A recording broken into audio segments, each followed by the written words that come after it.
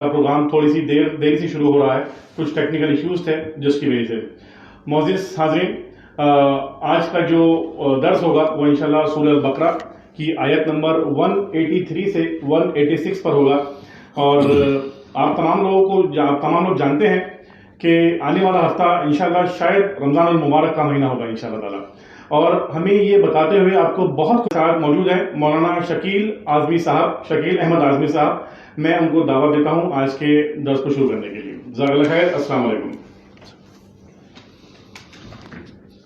اعوذ باللہ من الشیطان الرجیم، بسم اللہ الرحمن الرحیم، یا ایہا الذین آمنوا کتب علیکم الصیام کما کتب علی الذین من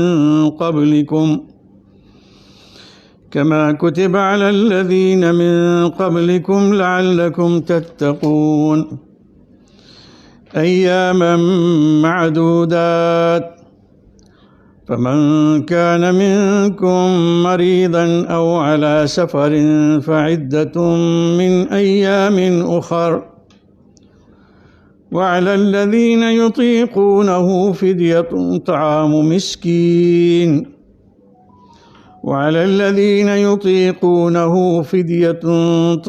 مسكين، فمن تطوع خيرا فهو خير له، وأن تصوموا خير لكم إن كنتم تعلمون، شهر رمضان الذي أنزل فيه القرآن هدى للناس وبينات من الهدى والفرقان، فمن شهد منكم الشهر فليصم، ومن كان مريضا أو على سفر فعدة من أيام أخر، يريد الله بكم اليسر ولا يريد بكم العسر، ولتكملوا العدة ولتكبروا الله على ما هداكم ولعلكم تشكرون. وإذا سألك عبادي عني فإني قريب أجيب دعوة الداع إذا دعان، فليستجيبوا لي وليؤمنوا بي لعلهم يرشدون. قابل احترام ناظرین، معزز خواتین و حضرات، آج کے درس کے لیے میں نے جو آیات منتخب کی ہیں وہ سورہ بقرہ کی آیت نمبر 183 سے لے کر 186 تک، اور ان میں روزے کے بارے میں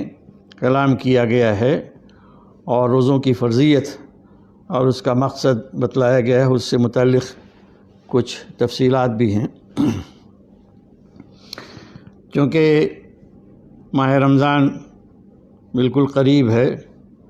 اور بحرین میں زیادہ امکان یہ ہے کہ اگلا جمعہ انشاءاللہ پہلا روزہ ہوگا، تو اس لیے یہ آیات میں نے منتخب کی۔ پہلی آیت نمبر 183، یا ایھا الذین آمنوا کتب علیکم الصیام کما کتب علی الذین من قبلکم لعلکم تتقون، اس کا ترجمہ ہے، اے لوگو جو ایمان لائے، تمہارے اوپر بھی روزے فرض کیے گئے ہیں جس طرح سے ان لوگوں پر فرض کیے گئے تھے جو تم سے پہلے گزر چکے ہیں، تاکہ تم متقی بنو، تاکہ تمہارے اندر تقوی پیدا ہو، تاکہ تم تقوی حاصل کرو۔ یہاں پہ اس آیت میں جو خطاب ہے، ایڈریس سے پہلے اس کو دیکھیں اور اس کو سمجھ لیجئے۔ یا ایھا الذین آمنوا، اے لوگو جو ایمان لائے، یہ خطاب ظاہر ہے کہ اہل ایمان سے ہے، مسلمانوں سے ہے۔ اب یہ لوگ اللہ پر اور اس کے دین پر، اس کے رسول پر، اور جو بھی ایمانیات ہیں، عقائد ہیں، ان پر ایمان لا چکے ہیں، ان کو مان چکے ہیں۔ اس لیے اب شریعت کے اندر جو احکام ہیں ان کی تعلیم کے لیے انہی کو مخاطب کیا جائے گا، اور رہ گئے وہ لوگ جو ابھی مومن نہیں ہیں، ایمان نہیں لائے ہیں، تو ایسے لوگوں کو جب دعوت دی جاتی ہے تو انہیں سیدھے سیدھے ایمان کی دعوت دی جاتی ہے اور شرک اور کفر سے بچنے کا پیغام دیا جاتا ہے کہ کفر اور شرک کو چھوڑ کر وہ ایمان لائیں۔ جب ایمان کوئی شخص لاتا ہے اور مومن بن جاتا ہے تو پھر اس کے بعد اس ایمان کے تقاضے کیا ہیں؟ اس کے تقاضوں میں سے بنیادی چیز یہ ہے کہ شریعت، یعنی وہ احکام کا مجموعہ جو اللہ سبحانہ و تعالیٰ نے ایمان لانے والوں کے لیے بنایا ہے اور اس کا حکم دیا ہے۔ تو یہاں پہ اہل ایمان کو خطاب کر کے یہی بات کہی جا رہی ہے، جس طرح سے بہت سارے دوسرے احکام اس کے آگے اور پیچھے دیے گئے، پورے قرآن میں دیے گئے، تو اسی طرح سے یہاں پہ اہل ایمان کو ایک بہت ہی اہم عبادت کا حکم دیا جا رہا ہے اور یہ بتلایا جا رہا ہے کہ یہ عبادت تمہارے اوپر فرض کی گئی ہے۔ کتب علیکم الصیام، صیام اور صوم یہ عربی کا لفظ، اس کے معنی اصلاً لٹرلی اگر بولیں اور لغوی معنی تو یہ ہے کہ کسی چیز سے رک جانا، باز رہنا یا اسے ترک کر دینا۔ مثلاً کوئی آدمی بات نہ کرے، بولنا چھوڑ دے تو یہ بھی صوم ہے۔ کھائے پیے نہیں، اس کو ترک کر دے تو یہ بھی صوم ہے۔ اور شرع کی اصطلاح میں،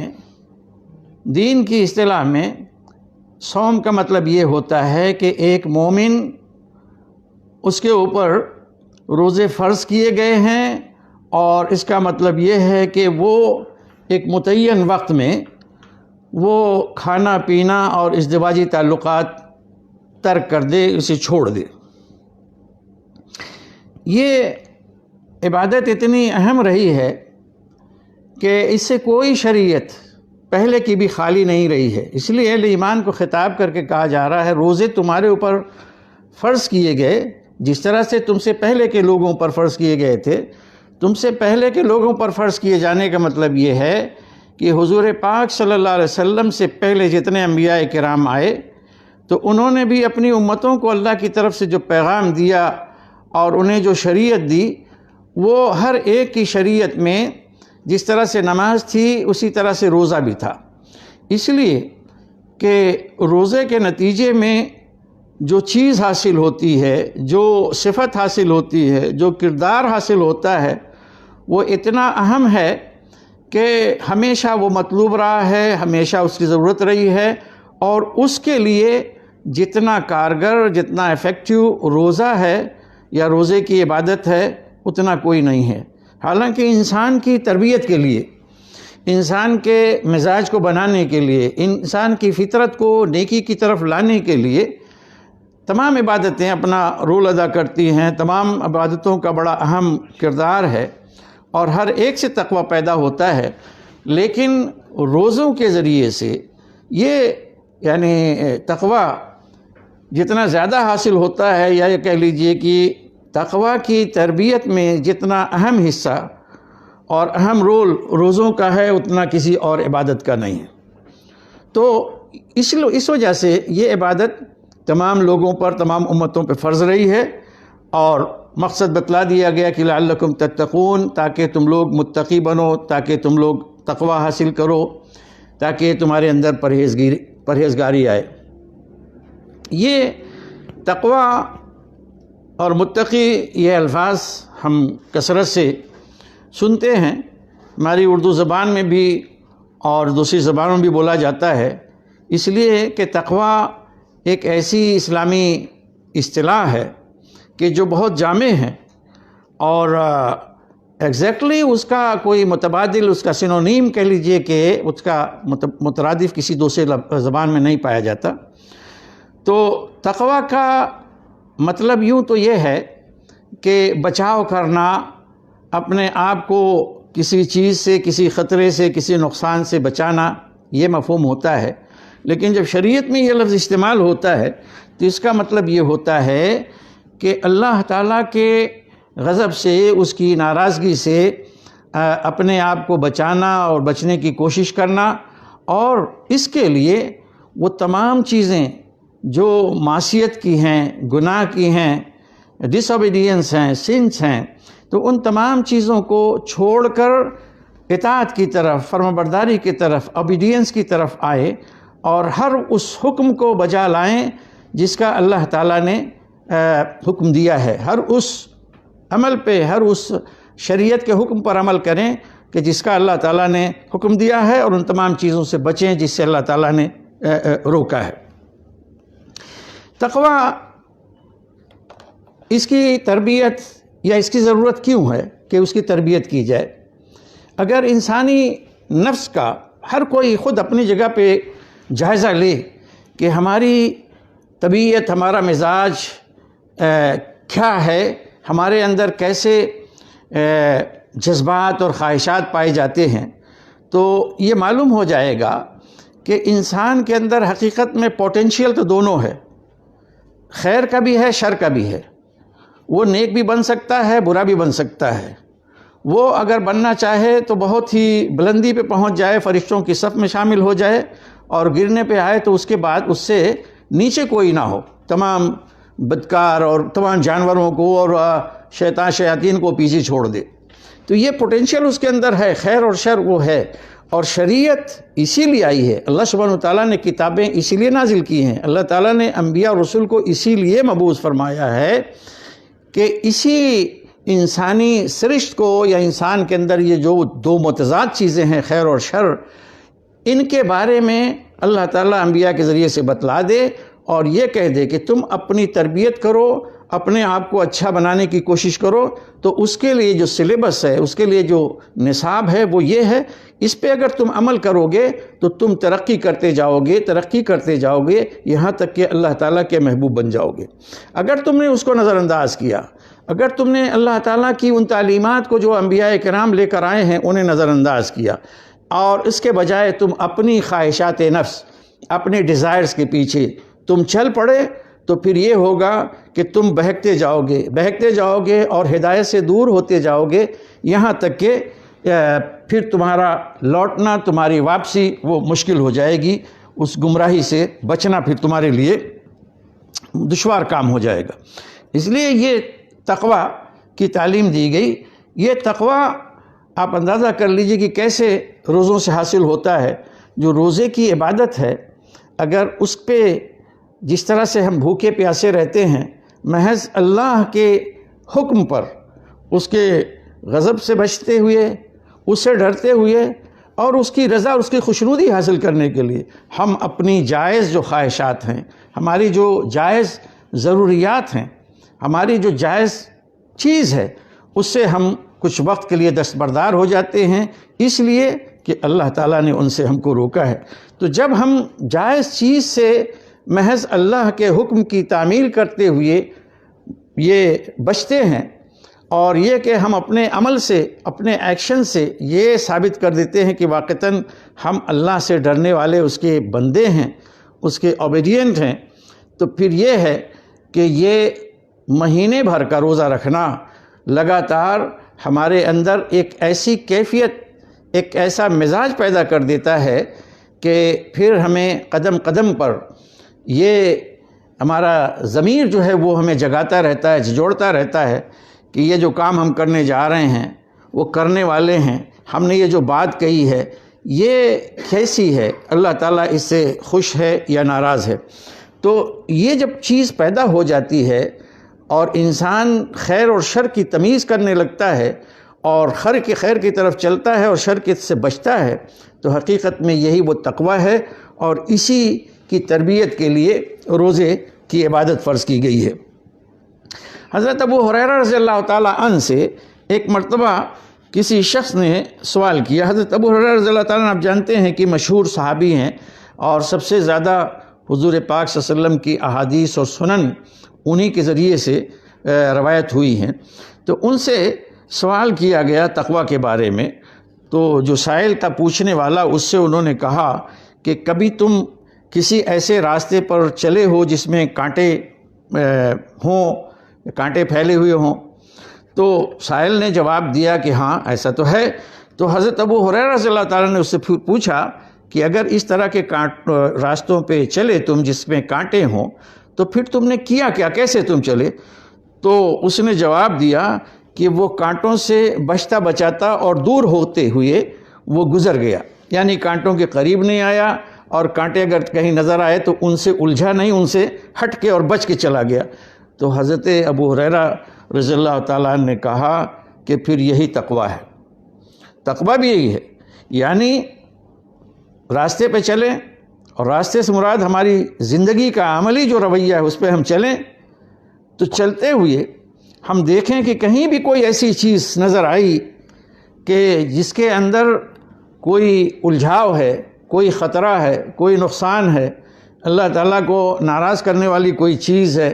اس میں کوئی معصیت ہے، گناہ کی چیز ہے، حتیٰ کہ اگر شک اور شبہ بھی ہے تو اس سے بچ کے گزر جانا، اپنے دامن کو بچاتے ہوئے گزر جانا، یہ تقویٰ ہے۔ اور پھر حضرت علی ابن ابی طالب رضی اللہ تعالیٰ عنہ، ان سے بھی پوچھا گیا کہ تقویٰ کیا ہے،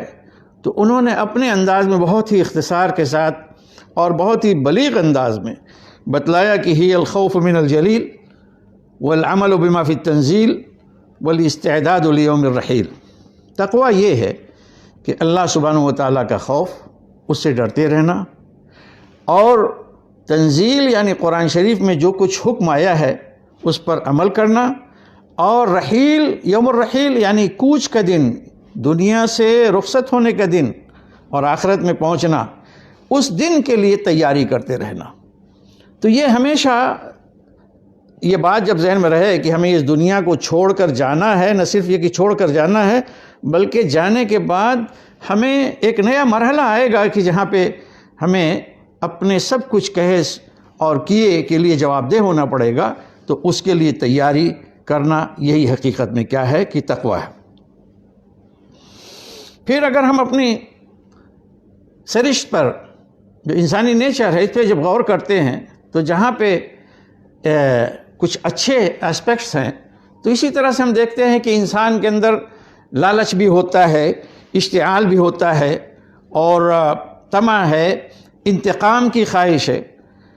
یعنی انسان مغلوب ہو جاتا ہے کہ کہیں ذرا سے کسی سے کوئی گفتگو مثلاً ہوئی، کوئی بات بگڑ گئی، تو وہ یعنی جس طرح سے ایک آدمی سامنے کا وہ غلط بات بولتا ہے تو اس کو بھی اسی طرح سے جواب دینے لگتا ہے انسان، اور بلکہ اس سے بھی آگے بڑھ کر کہیں کسی نے کسی کو نقصان پہنچایا، کوئی غلط بات کہہ دی، تو پھر یہ ہے کہ ایک سازش کی اور انتقام کی اور اس کے خلاف دشمنی کی جو ہے نا وہ سوچ پیدا ہو جاتی ہے۔ یہ حقیقت میں انسان کی کمزوری ہے۔ اور اسی طرح سے بے جا قسمی خواہشات، مثلا مال و دولت کی خواہش کس کے اندر نہیں ہے، لیکن جب خواہش اس طرح سے بڑھ جائے کہ حلال اور حرام کی تمیز ختم ہو جائے تو یہ بڑی خطرناک ہوتی ہے۔ تو اس طرح کی چیزیں انسان کے اندر ہوتی ہیں کہ وہ لالچ میں بھی آتا ہے، حرص میں مبتلا ہوتا ہے، اسے غصہ بھی آتا ہے، اشتعال بڑی جلدی وہ جو ہے نا اریٹیٹ ہو جاتا ہے، اور وہ اینگر کا جو ہے شکار ہو جاتا ہے، اور اس طرح کی ٹینڈنسیز اس کے اندر ہوتی ہیں جو غلط قسم کی ٹینڈنسیز ہیں، اور اسے اس طرح کے جذبات ہوتے ہیں، ایموشنز ہوتے ہیں جو اسے کھینچ کر دوسری طرف لے کر جاتے ہیں۔ تو ان سب پہ لگام لگانے کے لیے اس طرح کے غلط جو وہ ہیں ایموشنز یا ٹینڈنسیز، ان سے اپنے آپ کو بچانے کے لیے اور ان پر لگام لگانے کے لیے حقیقت میں یہ تقویٰ پیدا کرنے والی عبادت، روزے کی عبادت فرض کی گئی ہے، تاکہ انسان اپنے آپ کو ان تمام برائی والی چیزوں سے، ان غلط ٹینڈنسیز سے بچا کے نیکی کے راستے پہ اور تقویٰ کے راستے پہ جو ہے وہ چل سکے۔ اور ایک طرف تو یہ ہوتا ہے، دوسری طرف جب اپنے آپ کو یہ بچاتا ہے برائی سے اور غلط ٹینڈنسی سے، تو دوسری طرف یہ ہوتا ہے کہ پھر وہ نیکی کی طرف مائل ہو جاتا ہے، وہ احسان کرتا ہے، وہ بھلائی کرتا ہے، وہ معاشرے کے لیے ایک نیک اور صالح فرد بن جاتا ہے، نہ صرف اپنی ذات کے لیے بلکہ اپنے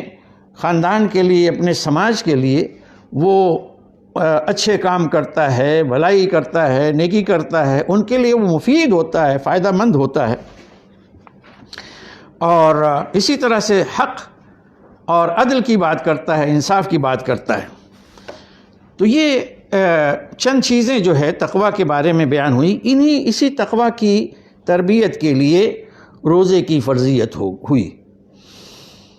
اگلی آیت میں فرمایا کہ ایام معدودات، یہ گنتی کے چند دن ہیں۔ یہ حقیقت میں روزہ دار کو اس کو یعنی ذہن میں یہ آئے کہ بھئی یہ تو بڑی مشکل عبادت ہے، تو اس سے بچانے کے لیے کہا کہ اس کا جو پھل ہے، اس کا جو نتیجہ برآمد ہوتا ہے، اس کو سامنے اگر رکھ کے دیکھیں تو ہے ہی کتنے دن، سال کے 12 مہینے میں سے صرف 29 یا 30 دن تو ایام معدودات ہے۔ بعض لوگوں نے اس کی تفسیر میں یہ کہا ہے کہ ایام معدودات سے مراد رمضان کے روزوں کے علاوہ کچھ اور روزے تھے جو رمضان میں جب روزے فرض کیے گئے تو ان سے پہلے رسول اللہ صلی اللہ علیہ وسلم مہینے میں 3 دن روزے رکھا کرتے تھے، یا کچھ اور روزے، اس طرح سے لوگوں نے بات کی۔ لیکن یہ بات یعنی بالکل قطعی ہے کہ رمضان کے روزوں کے علاوہ کوئی روزے فرض نہیں کیے گئے۔ ایک حقیقت ہے، کہیں سے اگر کوئی کہتا ہے کہ ایام معدودات سے مراد کوئی اور روزے ہیں، تو رسول اللہ صلی اللہ علیہ وسلم روزے رکھے ہیں، لیکن وہ تمام روزے نفلی تھے۔ رہ گئے جو فرض روزے تو یہ سن 2 ہجری میں ہوئے، یہ رمضان کے روزے، اس کے علاوہ کوئی نہیں۔ تو یہاں پہ ایام معدودات سے جو مفہوم لیا جائے گا وہ حقیقت میں یہی ہے کہ روزہ داروں کے لیے اس کو سمپل بنانے کے لیے اور ان کو موٹیویٹ کرنے کے لیے، ان کو بھارنے کے لیے، بھئی ہے ہی کتنے دن، ایام معدودات گنتی کے چند دن ہیں۔ اور پھر اس پہ بھی کہا کہ پھر بھی اگر کوئی تم میں سے بیمار ہے یا حالت سفر میں ہے تو وہ دوسرے دنوں میں یہ تعداد پوری کر لے۔ یعنی یہ روزہ وہ اس وجہ سے نہیں رکھ سکتا کہ وہ بیمار ہے، اور ایسی بیماری کی جس میں وہ روزہ نہیں رکھ سکتا، اور اسی طرح سے سفر کی حالت میں ہے اور مسافر کے لیے اجازت ہے۔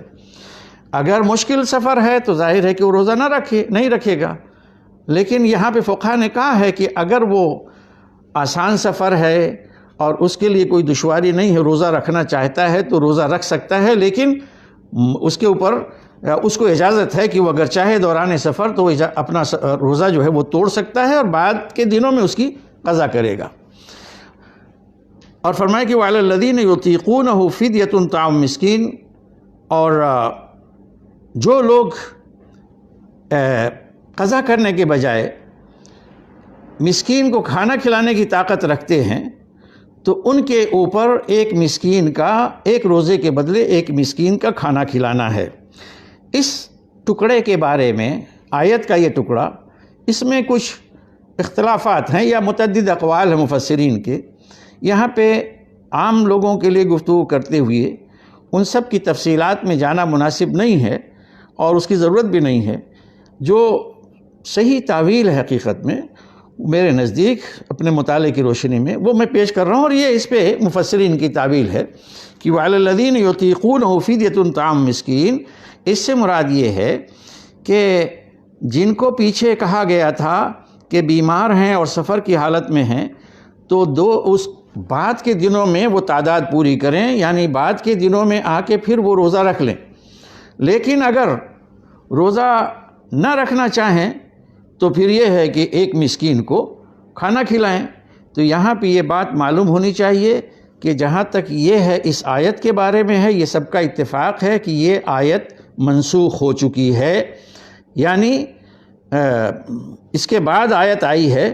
جس میں حقیقی حکم بیان یا فائنل حکم بیان ہوا ہے، یہ منسوخ ہو گئی۔ البتہ اس کے بعض اجزاء جو ہیں وہ دوسری آیت میں آئے ہیں، وہ آیت نمبر 185 میں، کہ مریض ہے یا مسافر ہے تو اس کے لیے روزہ چھوڑنے کی اجازت ہے جو بعد میں وہ قضا کرے گا۔ البتہ یہ وَعَلَى الَّذِينَ يُطِيقُونَهُ فِدْيَةٌ طَعَامُ مِسْكِينٍ یہ جو ہے چیز ختم کر دی گئی ہے، یعنی اب روزے کی جو فرض روزہ ہے اس کی قضا ہی کرنی ہے، اور اس کو جو ہے یہ نہیں ہو سکتا کہ کسی مسکین کو جو ہے کھانا کھلایا جائے۔ الا یہ کہ جو وہ لوگ ہیں ایسے بیمار کہ جو کبھی شفا یاب ہو ہی نہیں سکتے یا ان کے شفا یاب ہونے کی امید نہیں ہے، تو وہ دیں، وہ کھانا کھلائیں، وہ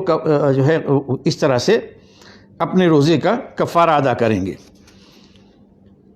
پھر فرمایا کہ فمن تطوع خیرا فهو خیر لہ،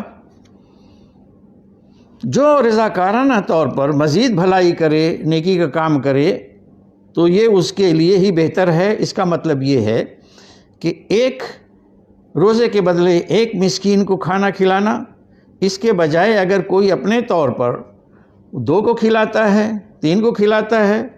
یا کھانے کے ساتھ ساتھ وہ کچھ اور دیتا ہے، مثلا کچھ صدقہ خیرات بھی مزید کرتا ہے، اسے کپڑے پہنا دیتا ہے، تو یہ جو بھی وہ رضاکارانہ طور پر والنٹرلی نیکی کرے گا تو اس کا فائدہ اسی کو ہوگا۔ اور آخری بات یہ کہی کہ وَأَن تَصُومُوا خَيْرٌ لَكُمْ، یہ کہ تم روزہ رکھو یہی تمہارے لیے بہتر ہے، ان کنتم تعلمون، اگر تم سمجھو۔ یعنی قضا کے بجائے، کفارہ دینے کے بجائے یا کھانا کھلانے کے بجائے اگر روزہ رکھیں تو روزہ رکھنا ہی بہتر ہے۔ اب وہ اصل آیت آئی ہے جس نے ہر ایک چیز کو سمیٹ لیا ہے، اور یہ بھی کہ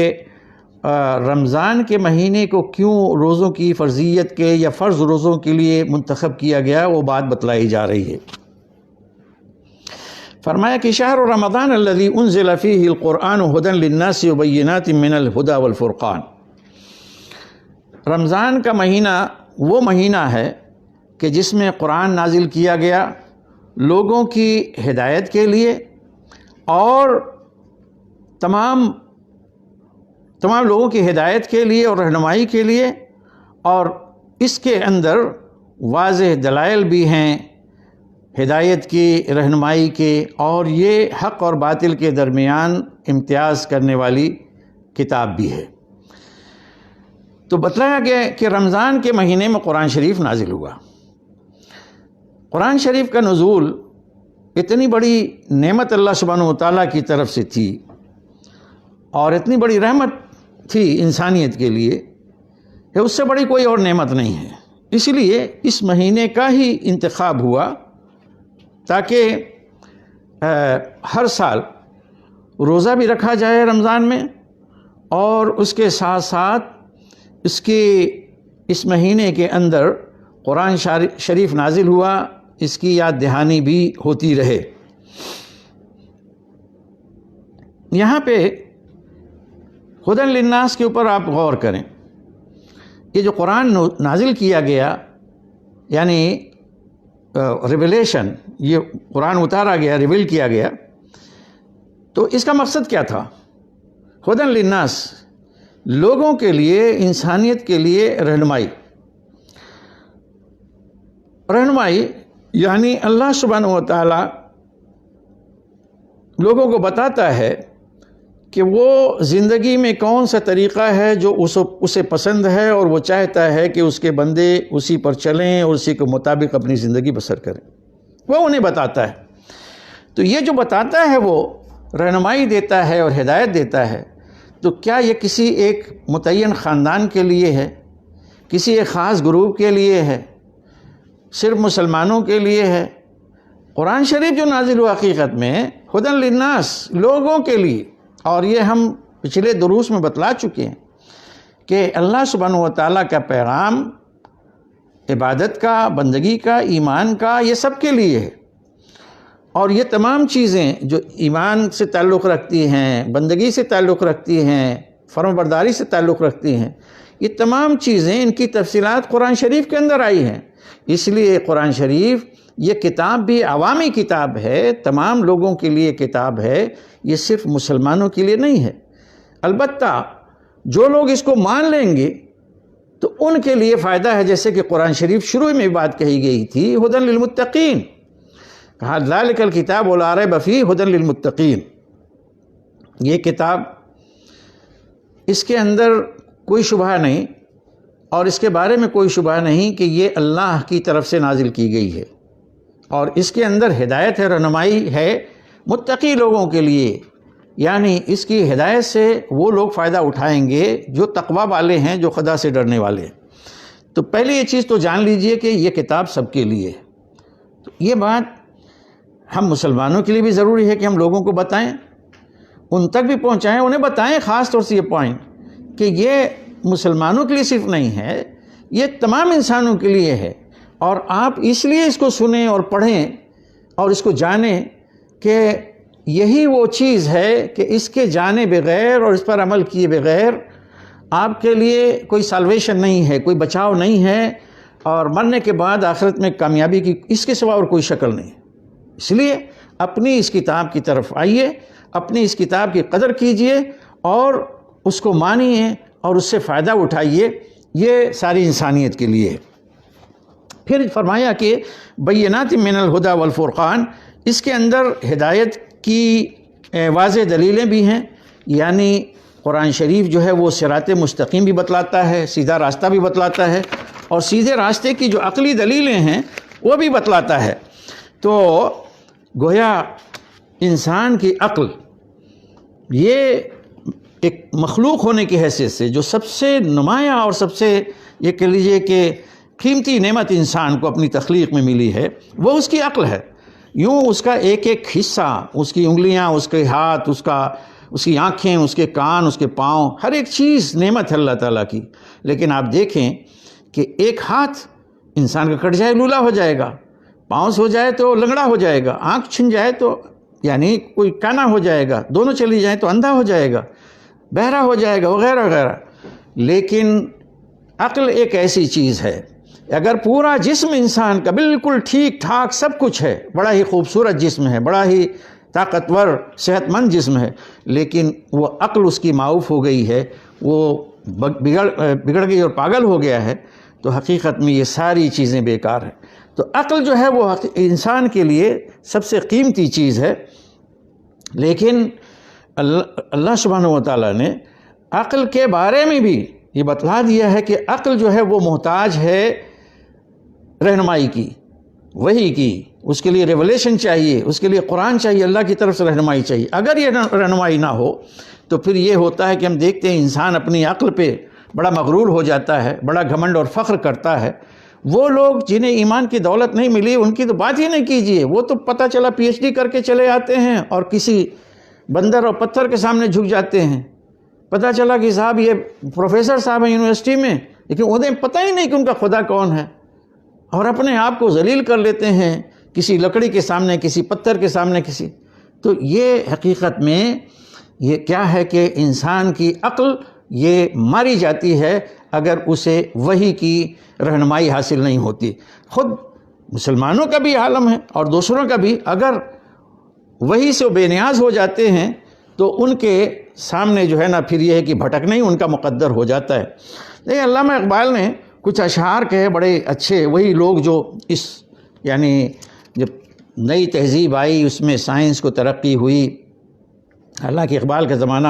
ابھی کافی پرانا ہو چکا ہے، لیکن ان کے زمانے میں سائنس وغیرہ پہ بڑا غرور اور گھمنڈ شروع ہو چکا تھا، اور آج تو پوچھیے مت، تو آج تو انسان پتہ نہیں کہاں سے کہاں تک پہنچ گیا ہے. لیکن اقبال نے جو اشعار کہے ہیں وہ جیسے معلوم ہوتا کہ آج ہی کہے ہیں. فرمایا کہ ڈھونڈنے والا ستاروں کی گزرگاہوں کا. آپ دیکھیں کہ ستاروں کی گزرگاہ کہاں جا رہا ہے، انسان میں ریخ جا رہا ہے، چاند جا رہا ہے، سورج پہ جا رہا ہے. تو فرمایا کہ ڈھونڈنے والا ستاروں کی گزرگاہوں کا اپنے افکار کی دنیا میں سفر کر نہ سکا، اپنی حکمت کے خم و پیچ میں الجھا ایسا، آج تک فیصلے نفع و ضرر کر نہ سکا. اس سے معلوم ہی نہیں ہے کہ نقصان کس میں ہے اور فائدہ کس میں ہے. یہ پڑھے لکھے آدمی جو آسمانوں پہ جا کے سیر کرتے ہیں ان کا آج تک فیصلہ نفع و ضرر کر نہ سکا. جس نے سورج کی شعاؤں کو گرفتار کیا، زندگی کی شب تاریک سے ہر کر نہ سکا. حقیقت میں زندگی کی جو شب تاریک ہے، اندھیری رات ہے، وہ کیسے جو ہے اس میں اجالا آئے گا؟ وہ قرآن کے ذریعے سے آئے گا، وہ وہی اللہ تعالیٰ کی وہی کے ذریعے سے آئے گا. اس لیے فرمایا کہ بینات من الہدی والفرقان. یہ فرقان ہے، یہ انسان کو وہ آرگومنٹ عطا کرتا ہے، وہ ایویڈنسز دیتا ہے کہ جس کے ذریعے سے وہ ڈسٹنگش کرتا ہے بٹوین رائٹ اینڈ رانگ، حق اور باطل کے درمیان وہ جو ہے امتیاز کرتا ہے. اس کی طرف یہ اہمیت بتلانے کے بعد کہ رمضان ہے وہ مہینہ ہے جس میں قرآن نازل ہوا لوگوں کی ہدایت کے لیے، اس کے اندر عقلی دلیلیں ہیں، واضح اور روشن دلیلیں ہیں ہدایت کی، اور یہ فرقان ہے یعنی کرائٹیرین ہے جو بتاتا ہے کہ کون سی چیز صحیح ہے کون سی غلط ہے۔ تو اس مہینے کے بارے میں بتانے کے بعد فرمایا کہ فمن شہد منکم الشہر فلیصم، تو تم میں سے جو اس مہینے میں موجود ہو تو وہ روزہ رکھے۔ موجود ہونے کا مطلب یہی ہے، اگلے حصے سے جو ہے واضح ہو جاتا ہے کہ ٹھیک ٹھاک صحت مند ہے، وہ اپنے گھر پہ ہے، سفر پہ نہیں ہے، روزے رکھ سکتا ہے۔ تو جو کوئی اس مہینے موجود ہو اس کو پائے تو اسے چاہیے کہ وہ روزہ رکھے، یہ اس کی فرضیت ہے۔ آگے فرمایا کہ جو بیمار ہو یا سفر کی حالت میں ہو تو پھر دوسرے دنوں میں اس کی تعداد پوری کرے، یعنی رمضان میں اگر کوئی روزہ نہ رکھ سکا بیماری کی وجہ سے اور سفر کی وجہ سے، اور اس میں رسول اللہ صلی اللہ علیہ وسلم نے شامل کیا ہے مثلا دودھ پلانے والی خاتون، اور اسی طرح سے حاملہ ہے اور وغیرہ وغیرہ، تو ایسے لوگوں کے لیے انہوں نے چھوٹ دی ہے اسی کے تحت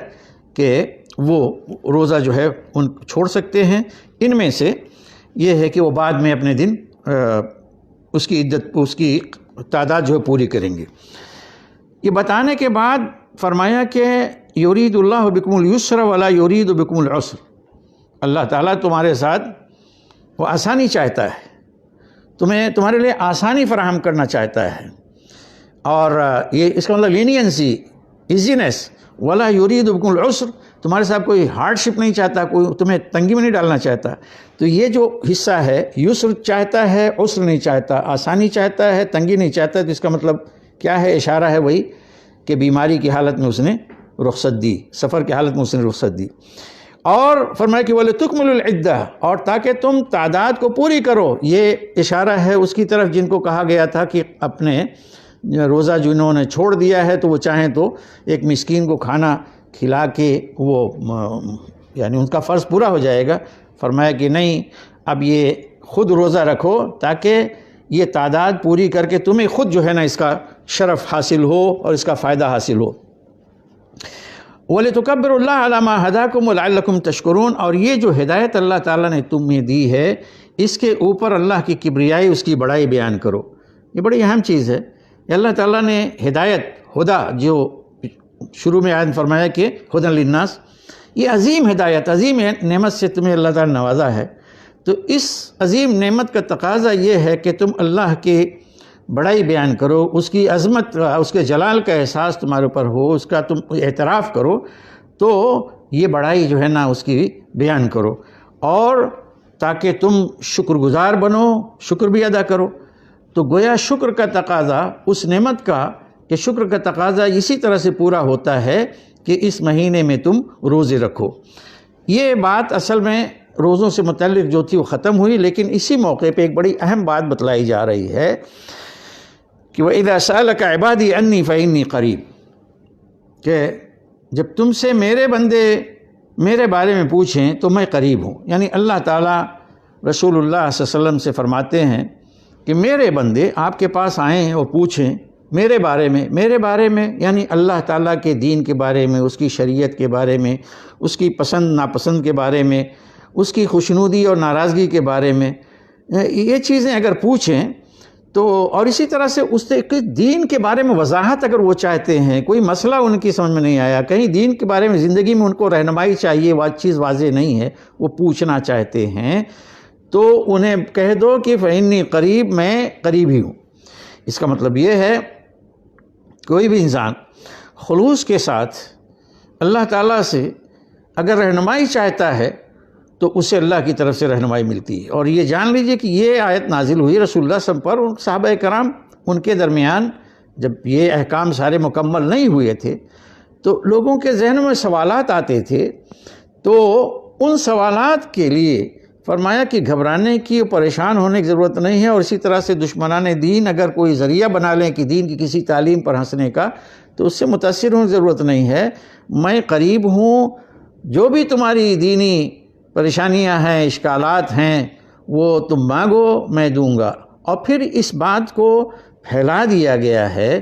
اس کو وسیع کر دیا گیا ہے، اور وہ یہ کہ اللہ سبحانہ و تعالیٰ سے اپنی تمام جائز ضروریات اللہ تعالیٰ سے تم مانگو، اس سے دعائیں کرو، اللہ تعالیٰ تمہاری دعاؤں کو سنتا ہے۔ اس لیے اللہ تعالیٰ آگے فرماتے ہیں کہ اجیب دعوت الداع اذا دعان، میں پکارنے والے کی پکار کو سنتا ہوں، یعنی دعا کرنے والے کی دعا کو سنتا ہوں۔ دعا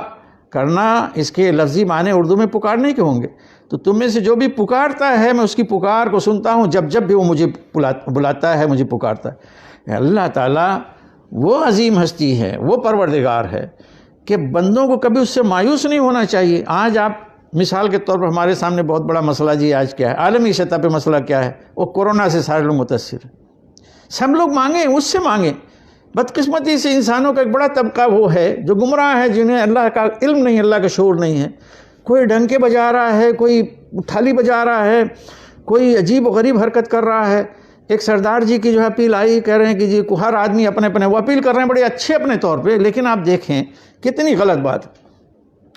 یہ ہم لوگ جو ہے گرو نانک سے کہیں وہ کر دیں، اور وہ کہیں جی اپنے اپنے بھگوان سے اپنے، بھئی کون بھگوان دے گا؟ جس چیز کے ہاتھ میں ہے ہی نہیں ہے کچھ نفع و نقصان، وہ آپ کے نقصان کو کیسے دور کرے گا؟ ہر ایک کو پلٹنا ہے،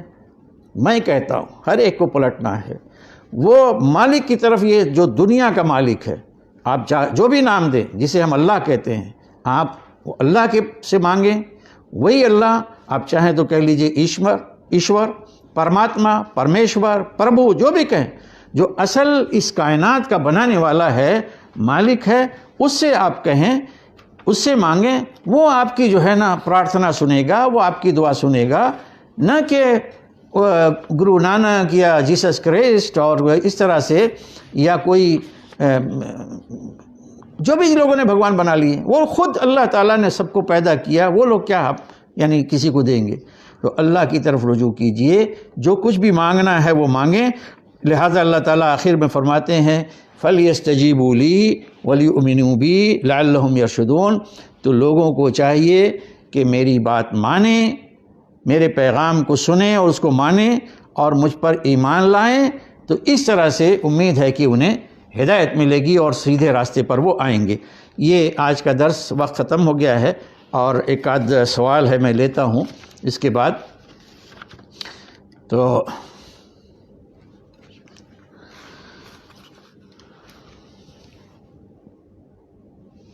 اس میں یہ ہے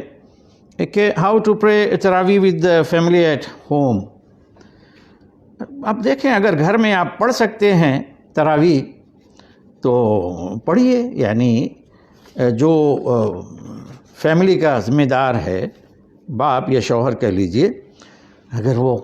ہے پڑھا سکتا ہے تو پڑھائے، جماعت کر سکتے ہیں، شوہر ہے، بیوی، اس کے بچے،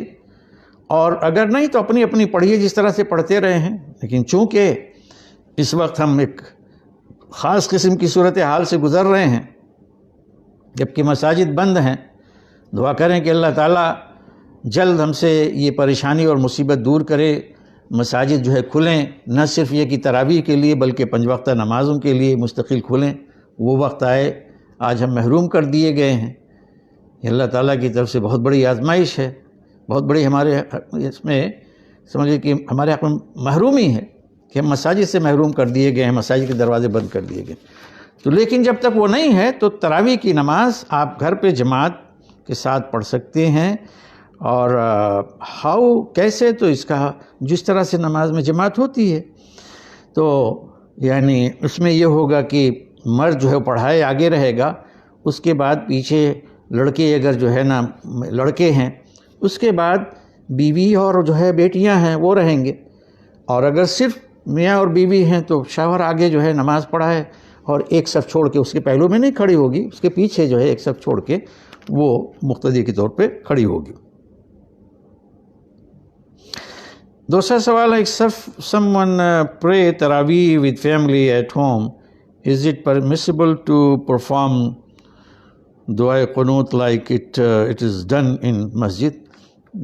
بھئی کوئی اس میں حرج نہیں ہے، اگر آپ کرنا چاہتے ہیں کریں، اپنی الگ سے تراویح وتر پڑھنا چاہتے ہیں پڑھیں، اس میں کوئی پابندی نہیں ہے۔ اس طرح سے اگر آپ اپنی الگ سے پڑھنا چاہیں پڑھیں، اور قنوت آپ پڑھتے ہیں پڑھیے، یعنی آپ یہاں پہ بحرین میں رہ رہے ہیں، اب تو تقریباً یہاں پہ لوگ حنفی اور شافعی مسلک کے اس پہ نماز پڑھتے پڑھتے سالوں سال سے اس کے عادی ہو گئے ہیں، تو اس میں کوئی حرج نہیں اس طرح سے آپ پڑھیں. وہ امام شافعی رحمۃ اللہ علیہ اور دوسرے ائمہ کے نزدیک وہ ہے، ثابت ہے. امام ابو حنیفہ جس کے فالوورز ہندوستان پاکستان میں زیادہ ہیں، ان کا طریقہ تھوڑا سا مختلف ہے، لیکن آپ یہاں پہ پڑھنا چاہتے ہیں تو پڑھیں، کوئی حرج نہیں ہے. ہر وہ چیز جو ثابت ہے اور کسی امام سے ہے تو اس میں کوئی حرج نہیں اس کو اپنانے میں. تو یہ 2 سوالات تھے اور اب وقت ختم ہو گیا ہے،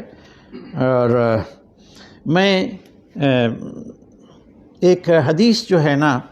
حقیقت میں دیکھتے ہوئے اشارہ ملا کہ وقت ختم ہو رہا ہے. ایک بڑی اہم حدیث وہ روزوں سے متعلق تھی، رمضان سے متعلق، روزوں سے متعلق، کہ اس کی اہمیت کیا ہے اور اللہ سبحانہ و تعالیٰ کی نگاہ میں اس کا مقام مرتبہ کیا ہے. کہ ایک حدیث میں ہے کہ کل عمل ابن آدم یضاعف. ابن آدم یعنی آدم کا بیٹا یا آدم کی اولاد، کہہ لیجئے کہ سن آف آدم، اس کے ہر عمل کو بڑھایا جاتا ہے. اس کا مطلب یہ ہے کہ جو بھی وہ کام کرتا ہے، نیک کام کرتا ہے، عمل صالح کرتا ہے، اس کے اجر اور ثواب کو بڑھایا جاتا ہے. کہ الحسنۃ بعشر امثالها الی 700 ضعف، کہ نیکی جو ہے وہ 10 گنا سے لے کر 700 گنا تک بڑھائی جاتی ہے. یعنی ایک نیکی، جو بھی کوئی نیکی ہے، اس کا اجر اللہ تعالیٰ کرنے والے کی نیت اور محنت کے اوپر اس کو طے کرتا ہے. اس کا 10 ملے گا، 10 سے لے کے 700 گنا تک. اللہ تعالیٰ فرماتے ہیں، یہ حدیث قدسی ہے، الا الصوم، روزہ اس سے مستثنی ہے. یعنی روزہ اس میں شامل نہیں ہے. روزہ اللہ تعالیٰ فرماتے ہیں کہ فَإِنَّهُ لِي وَأَنَا أَجْزِي بِهِ، روزہ میرے لیے ہے اور میں ہی اس کا بدلہ دوں گا. اس کا مطلب یہ ہے کہ روزہ ایک ایسی عبادت ہے جو تمام تر اخلاص پر مبنی ہے. اگر اخلاص نہ ہو تو کوئی پھر روزہ نہیں رکھے. ہمارے آپ کے سامنے ایک شخص بھوکا پیاسا دکھا کے وہ کہہ سکتا ہے کہ میں روزے سے ہوں، لیکن ہمیں آپ کو نہیں معلوم کہ کوئی جا کے چھپ کے کھا لے. ہم میں ہر ایک کے سامنے بڑے مواقع ہوتے ہیں، تنہائی میں بیٹھ کے، پانی بھی ہوتا ہے، آج کل کون آتا ہے، اس کی ضرورت بھی نہیں ہے. اسلام نے کوئی پہرے نہیں بیٹھائے ہیں، پولیس نہیں بیٹھائے ہیں کہ بھئی ہر ایک آدمی پیچھے لگا دیا جائے کہ دیکھیں کہیں کوئی کھا تو نہیں رہا، پی تو نہیں رہا. حقیقت میں یہ ضمیر ہوتا ہے انسان کا، دل، اس کا کنشنس یہ زندہ ہوتا ہے، وہ اس کو روکتا ہے. تو وہ باوجود ہے کہ اسے بھوک لگی ہوتی ہے، باوجود ہے کہ اسے پیاس لگی ہوتی ہے، اور یہ جائز اور حلال چیزیں ہیں، لیکن وہ چھوڑتا ہے. تو ہم نے بتایا اللہ تعالیٰ جیسے فرماتے کہ الا الصوم فإنه لی وأنا أجزی بہ، روزہ یہ وہ 700 گنا والے نیکی سے الگ ہے. یہ بالکل ایکسیپشنل جو ہے نا، ایکسٹرا آرڈنری عبادت ہے کہ فرمایا کہ یہ میرے لیے ہے اور میں ہی اس کا بدلہ دوں گا. یعنی میں ڈیسائیڈ کروں گا کہ اس کو کتنا دیا جائے. 700 سے بڑھ کر 1000، 2000، 10,000 اللہ ہی جانتا ہے. وجہ کیا ہے کہ اللہ تعالیٰ فرماتے ہیں کہ یدع شہوتہ وطعامہ من اجلی، وہ میرے لیے یعنی مجھے خوش کرنے کے لیے میرے حکم کی تعمیل کرتے ہوئے، میرے حکم پر وہ اپنا کھانا، اپنا پینا، اپنی شہوت جو ہے نا، خواہشات کو چھوڑ دیتا ہے. انسان کی بڑی خواہشات ہوتی ہیں، ڈیزائرز ہیں. ڈیزائرز ایک ایسی چیز ہوتی ہے کہ حقیقت میں انسان کو کھینچ کے جو ہے وہ لے کر جاتی ہے. اس لیے قرآن میں تو یہ بھی کہا گیا ہے کہ ڈیزائرز جو ہے نا، اس کو ہوا کے لفظ آیا ہے، افمن اتخذ الہ ہوا افانت تکون علیہ وکیلا، کہ جو اپنی خواہش نفس کو، اپنی ڈیزائرز کو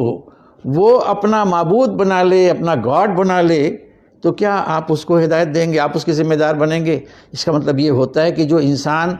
اپنی خواہشات نفس کے پیچھے چل پڑتا ہے تو پھر اسے کوئی نہیں بچا سکتا، اسے کوئی نہیں جو ہے نا ہدایت دے سکتا.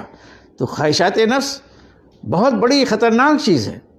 تو خواہشات نفس کو تو خیر چھوڑیے، بہت بڑی چیز ہے، لیکن انسان کے اپنے اندر جو جائز ضروریات ہیں اس کی بھی تو طلب ہوتی ہے۔ وہ کھانا چاہتا ہے اور کھانا حلال ہے، جائز ہے، وہ پینا چاہتا ہے، اس کی اپنی شہوت خواہشات ہے، لیکن اللہ تعالیٰ فرماتے ہیں کہ میرے لیے، میری وجہ سے، میرے حکم میں نے دیا تو اس وجہ سے وہ چھوڑ دیتا ہے۔ تو اس کو اپریشیٹ کرتے ہوئے اللہ تعالیٰ فرماتے ہیں کہ اس کے روزے کے لیے